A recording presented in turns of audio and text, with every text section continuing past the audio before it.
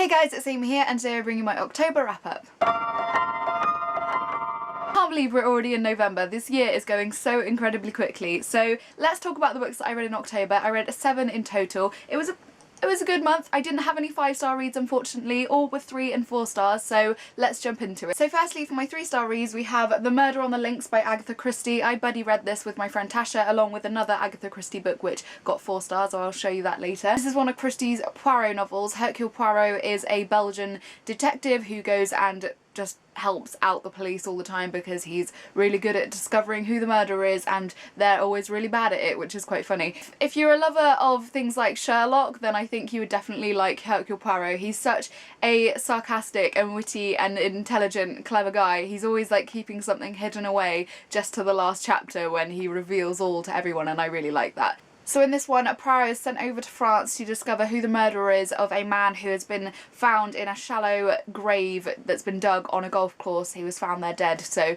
it's very exciting. I do love these novels, so I would highly recommend. Next, for my 3-star reads, we have A Dance with Dragons. This is the first part, which is Dreams and Dust. This one was okay. I wasn't overwhelmed by it. Basically, it just followed all of the characters that I don't really enjoy reading about. This one starts at the same point in time as A Feast for Crows, and it follows all the other characters that Feast for Crows doesn't have.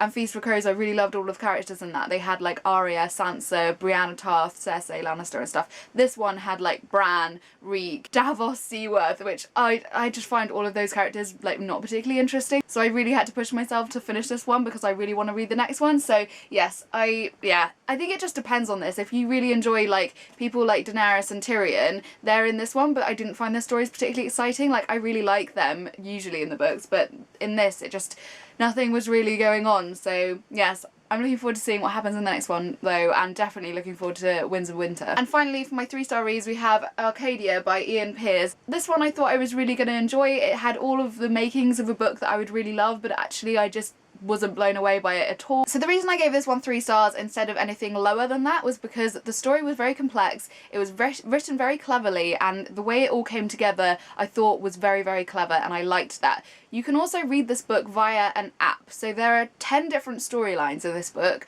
and you can essentially read them in any way that you like, which is why Iain Pears has created this app that you can literally read the whole book. No, you don't even need to buy a physical copy because you can read it on the app if you want to, and you can decide which way you want to read the whole story. So this is obviously like a very linear form for you to read the book because it's been set out for you. You don't like choose your way, you just read it straight through. So that's kind of the reason why I gave it 3 stars, because I thought it was very clever the way that that was done. The reason I didn't give any higher than that was because I felt absolutely no connection to any of the characters. There were so many of them, 10 storylines, 10 different characters, and I didn't feel like we had enough time with any of them in their brains, in their heads, knowing their motives to build any connection to them at all. I honestly think if this book had been split over a trilogy or even just a duology, I would have loved the characters so much more and I would have grown to them, which I think is what I need in fantasy stories. Like I need to like become accustomed to the world,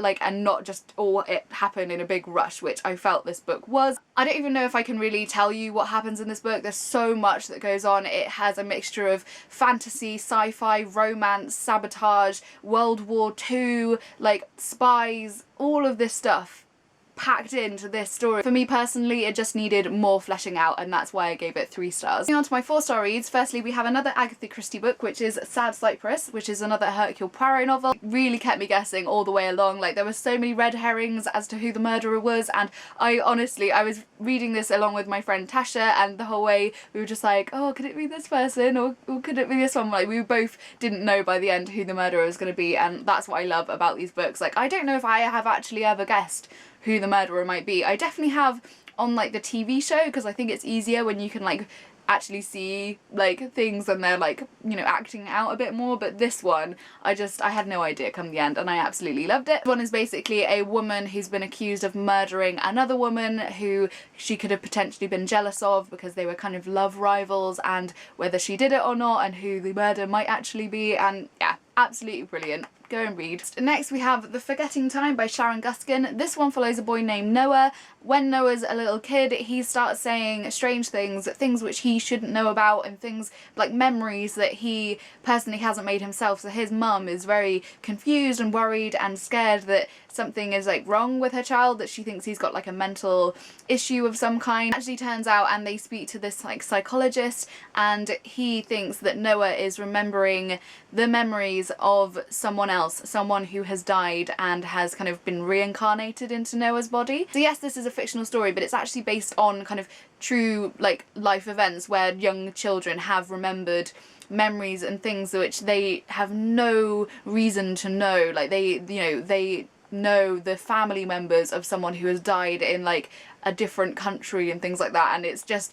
really, really interesting. The whole book was really tense, really gripping, and I love the story. One thing I would say is that it's not a happy story in any respect. Like, I read this and the whole way through I was feeling really, really sad. Like, it is a really like heart-wrenching story, because like just imagine your own child like saying that you're not its mum, like and demanding that you take it home to its family, and you having no idea what on earth is going on, and then actually like taking your child to this other family and seeing it like run up to another woman and calling it mother. That's just the whole way through it literally gripped my heart. I was in floods of tears at one point, and yes, I would highly recommend, if anything like that, like the kind of psychology aspect of that interests you, then this is definitely one for you. My penultimate read for the month was The Canterville Ghost and Other Stories by Oscar Wilde. This one was really enjoyable. I actually read it maybe the day before Halloween, or that weekend anyway, and it was just perfect for this time of year. The only other book that I've ever read by Oscar Wilde was A Picture of Dorian Gray, and I studied that in my A-levels, and I don't really remember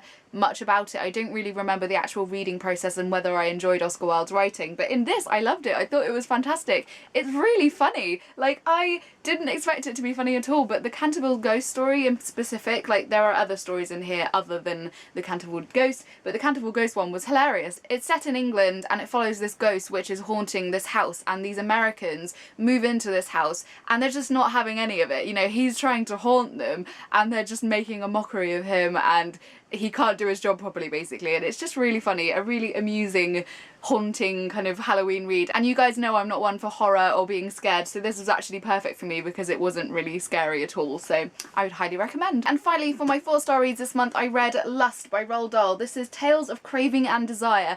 This one really messed with my head. So basically this is a collection of short stories written by Roald Dahl. All of these stories were at one point printed in things like Playboy in the 1970s and things, and these are all aimed at adults. So my brain when reading this was just, I don't know, it was really weird. I'm used to reading things like Matilda and Fantastic Mr. Fox and all those fantastic children's books by Roald Dahl, which I hold dearly to my heart. And this was just, like, it was like a brain fuck. I can't even tell you, like, it was weird. These stories read like Matilda and Fantastic Mr. Fox. They read in that same way, yet there's like sex and debauchery and drugs and murder, and it's just really weird. There are 10 different short stories in this book, and my favourite ones were The Great Switcheroo and The Visitor. Like, the thing is that you read this and you think, oh, they're just going to be like really saucy stories. They were printed in Playboy and it's like lust. No, they're like weird. Like you read them and you're like, oh, okay, I know what's going on. And then there's something really freaking weird that happens come the end of the story and you're just like, what the hell have I just read? Why? What? It's weird. Really go and pick them up. I would highly suggest. The reason I didn't give it 5 stars was simply because some of the stories I just didn't enjoy. I didn't think they were as good as some of the other ones, so I would highly recommend if you have any interest in this. They do have other books in this, Cruelty, Madness and Deception, which I also have and I'm hoping to pick up very soon as well. So there we are, those are all the books that I read in October. Let me know down below if you read any of these and what you thought of them. What have you been reading as well? I would love to know. As always, I will leave links to Facebook, Tumblr, Twitter, everything I've mentioned today down below. I hope you're all having a fantastic day and I will see you soon. Bye! Lastly, we have All the Light We Cannot See by Anthony Dewar, The Girl with All the Gifts by M.R. Carey, a short story collection which is Sweet Home by Cara Spray,